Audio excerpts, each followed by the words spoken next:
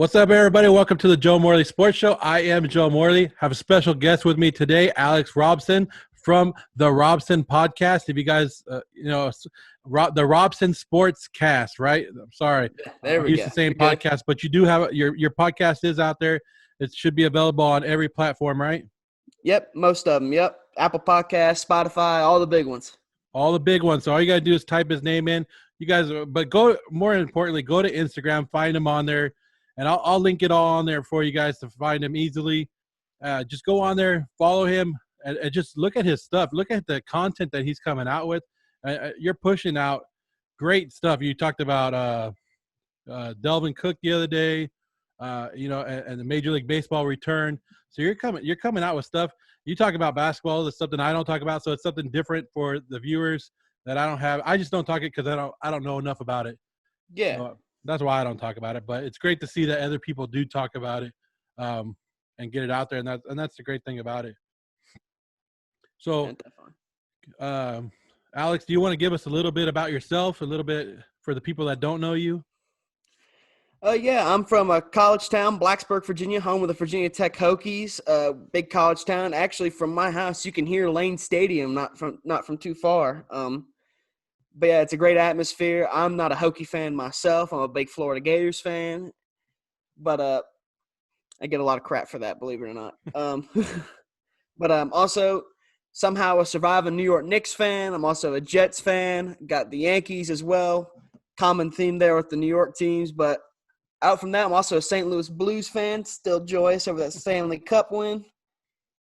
But other than that, man, yeah, just grew up around sports. My dad's a huge sports fan. Grew up around it. Didn't really come around until about middle school when I started really following it. But my dream is to become a sports broadcaster, and without a doubt, I feel like this is a great start to it, getting a podcast up and rolling. And awesome being here talking with you, man. Yeah, and the podcast, it's great that it's everybody, because everybody has a different opinion on sports, and I always say this, Yeah, everybody, and your opinion is different than mine, but it doesn't make it wrong, and that's the good thing about sports is you can throw your opinion out there, and there's millions of people in this world, and somebody's gonna have the same opinion that you do, and that's a good thing. You put it all on a podcast, and somebody's gonna find you, and they're gonna listen to you, and they're gonna fall in love with you, and you're gonna get your following. And we met up because we're in a podcasting group, and everybody was like, "You guys got to get together. You two would get together. You guys are the two guys that would get together." And I was listening to your stuff, and we basically we talk a lot about the same stuff. We have basically the same concepts, same opinions. I mean, I'm not a Yankee fan. That's just me. And not a Jets fan either. I can tell by that Raiders hat you're wearing right now. Oh yeah. My first playoff game, football playoff game I ever been to was the Raiders and Jets. How about that? It wasn't good for the Jets, I'll tell you that. No, not a lot's good for them, man. Not a lot's been good for them. It was a good game. So, being a Yankee fan, what do you think of the new this year's 60 game schedule, the 60 games that they're going to play down there? I like it. I feel like even though the circumstances suck, I feel like it's definitely a good move in the right direction because I just feel like 162 games is way, way too many games to play. And I'm not even a huge fan of the 82 games the NBA plays. I mean, I just feel like it's just so much that can happen in 162 games. I mean, I talked about this on my last episode when I talked about the 60 game condensed schedule, and I was just saying that you could go on like 2 or 3 7-game losing streaks and still make the playoffs. Like, I just feel like early season, mid-season, even a little bit of late season, it doesn't really matter. It's just one of those things that it just feels like it needs to mean more. So I feel like a condensed schedule, it makes every game matter just that much. And what I've been throwing out to everybody is, what do you think the most, like, where do you think the line is for wins? What do you think will get you in the playoffs in a 60 game season? Where do you think that threshold for wins is? That's a tough one because we just don't know how these teams are going to come out. I mean, we were supposed to start baseball in March. It's now getting ready to start in July. The threshold, I feel like, probably is about 40 wins. I mean, if you were to give like a solid number on it, I feel like 40 wins can confidently get you into the playoffs. It's just we just don't know how these teams are going to come out. I mean, we got teams like the Yankees that at the beginning of the season it looked like they weren't going to have Giancarlo Stanton, Aaron Judge, or Luis Severino to start the year. And now that those guys have had a couple months to recover, they could come out starting right off the bat. And it's just like there's just a lot that goes into. So I think about 40 wins probably be a good threshold for a playoff team. Yeah, I'm thinking 40. 40 and 20 looks good for like your top teams, like your Dodgers and your Yankees that are supposed to be at that threshold. But I think like the bottom team might get that 31 win and get that last seed. But I think it's hard to say that anybody would get 50 wins in this season. 50 and 10 would be unbelievable. Yeah, that'd be very impressive. Especially with everything that they're dealing with right now, to go out there and win 50 games, you might as well just give them the World Series trophy. Yeah, go ahead and hand that thing to them, man. They earned it going 50 and 10. Good Lord. Yeah, so I think they're going to struggle a little bit. I think the play might be a little bit sloppy, but I think, like you said, MLB is doing a lot of stuff. They're allowing the 60 players to be in that little pool so they could pick and choose from. They're going to test them. They're going to test them a lot, from what I'm reading. Yeah, definitely. So they're always going to be known, but it's going to be interesting. And I know we threw this out there a lot, and I don't know if maybe you have it. I know you'll if I ask you who's going to win the World Series, you're probably going to say the Yankees, which I won't. Which you should say that. I mean, you're a fan of the Yankees. You should say it. Like I would say the Dodgers, right? Yeah. But is there a dark horse team, one of those lower teams that you think could make that run in this 60-game season? Well, a team I really liked at the end of last season was the Tampa Bay Rays. I feel like they really hit a stride throughout the year. They got some big wins. They fell just short of the playoffs, I believe, if I remember correctly, but it was so long ago. They may have just barely made it in, but from what I remember, they were caught fire early. They have a great farm system in place. They got a lot of great prospects coming through that system. And the Rays are in good position to shock a lot of people. Another team of mine is also the Oakland Athletics. I think they also have a good chance of shocking a lot of people.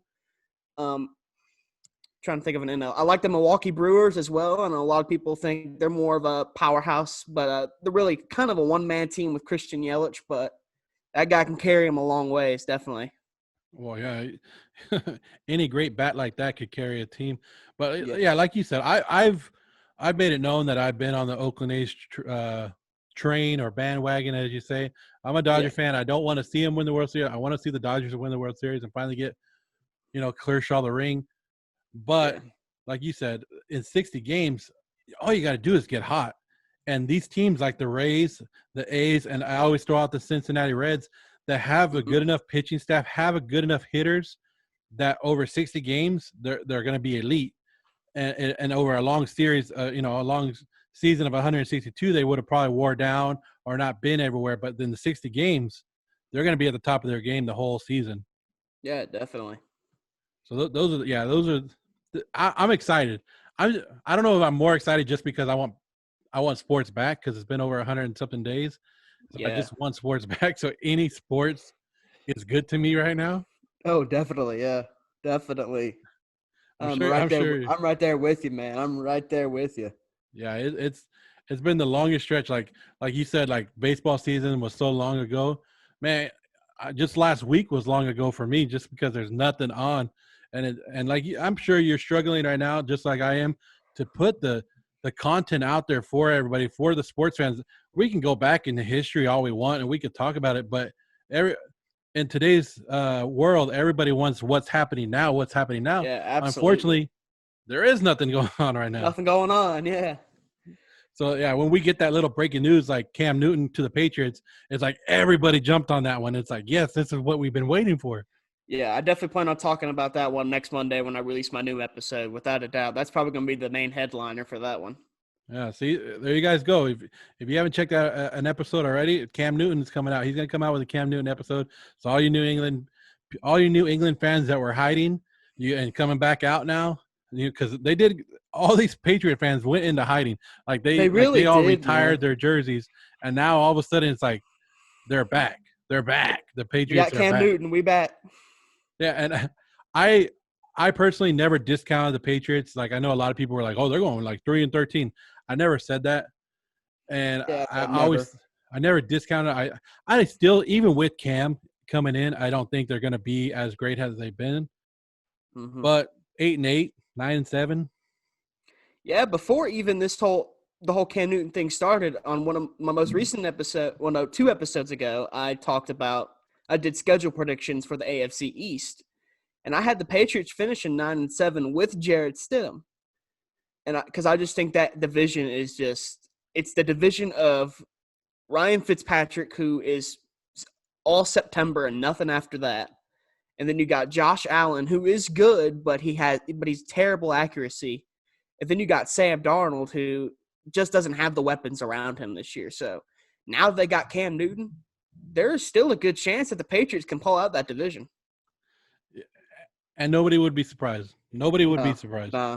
I mean, when you go 11-5 with Matt Castle, I feel like you can never discredit them, man. Yeah, and that's what I've been saying. I think their season, they've lost more players than people think they have. They lost some good players on defense, so I think they're going to have a little down year. But a down year to the Patriots is a good year for anybody else. Yeah, but exactly. Sorry, I'm just saying exactly. Yeah, just a down year for the Patriots is like 11-5, 10-6. Where for everybody else, that's like hell yeah, like that's playoffs. Yeah, especially me as a Raider fan, I'll take that all day. Yeah, definitely. Now, you as a Jets fan, this guy's been in the news all off season. It's Jamal Adams. I personally don't think the Jets will trade him. I don't see it. I don't see. I mean, everybody knows the talent, and he's at least a top 3 safety in the league in my eyes. People could debate that all they want, but I see him as one of the top safeties in the league.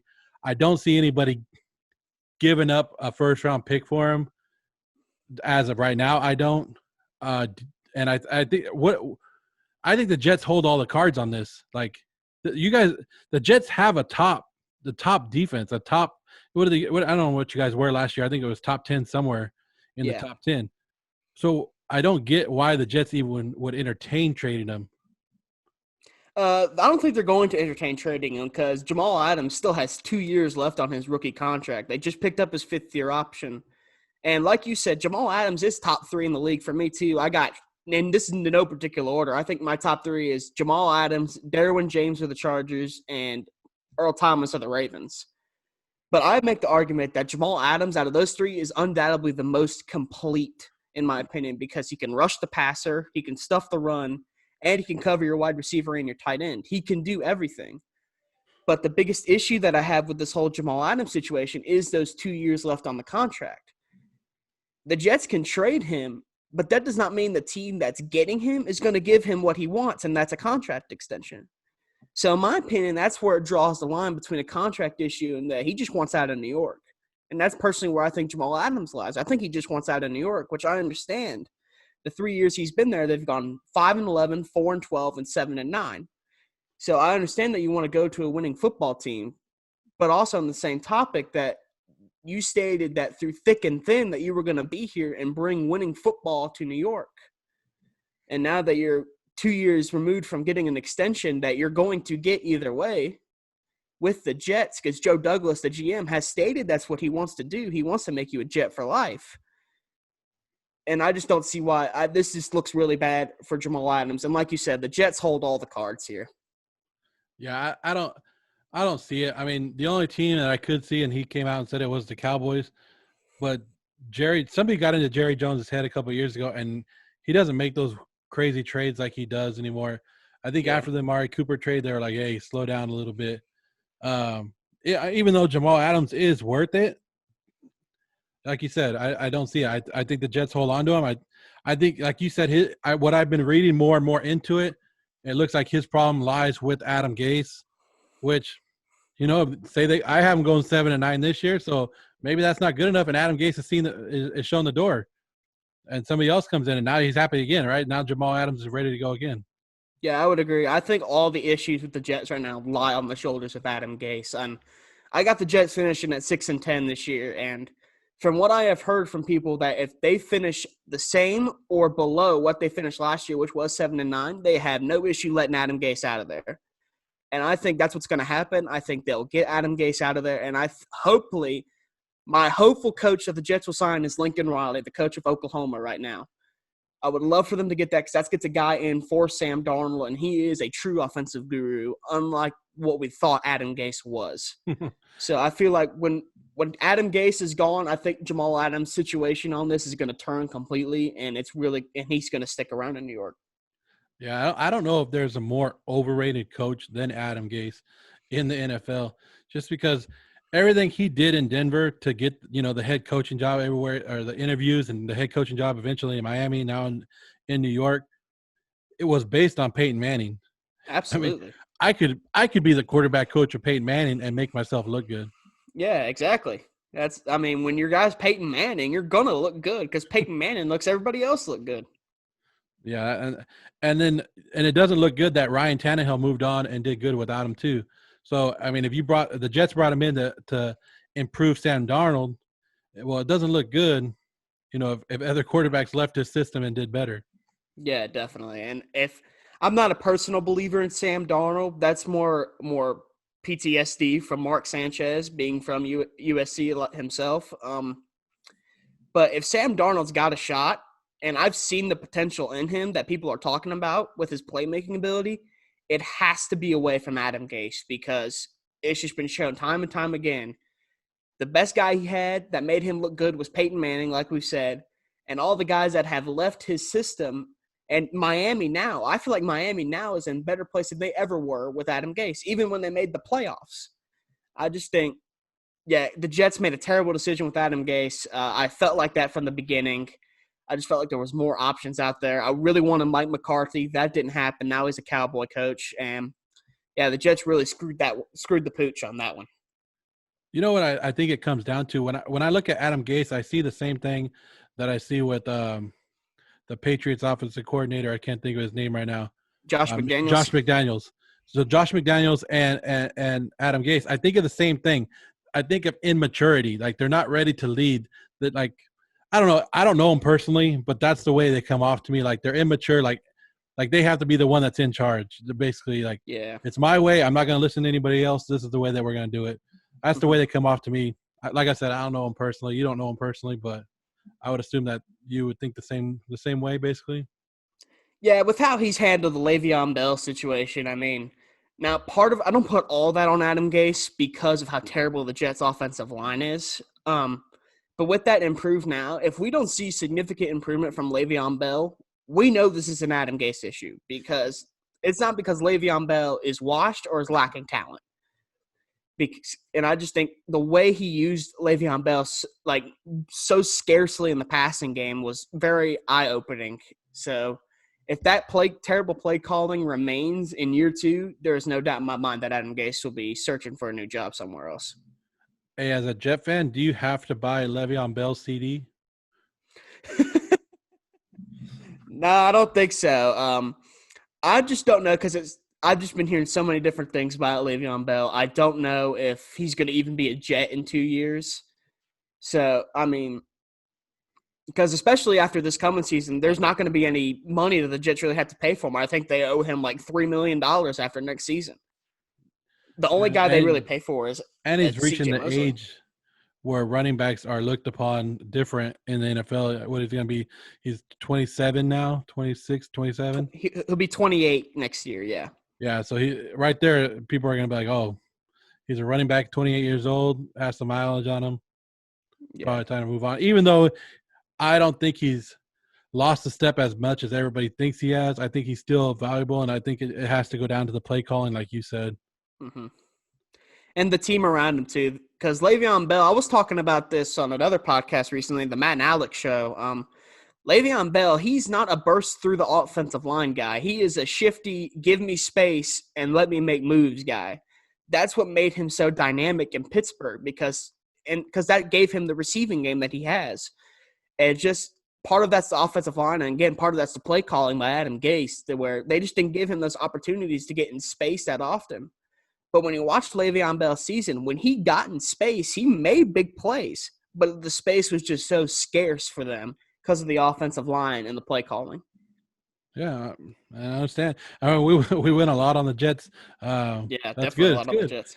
That's your team. I like hearing perspective of everybody about their team. I could talk about my team all day, and and tell you stuff I don't know. So it's great to hear a Jets fan's perspective, and that's good.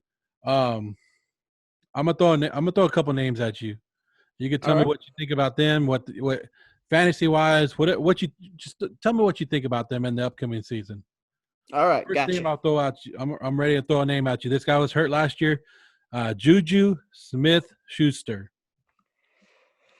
The man with the greatest name ever invented.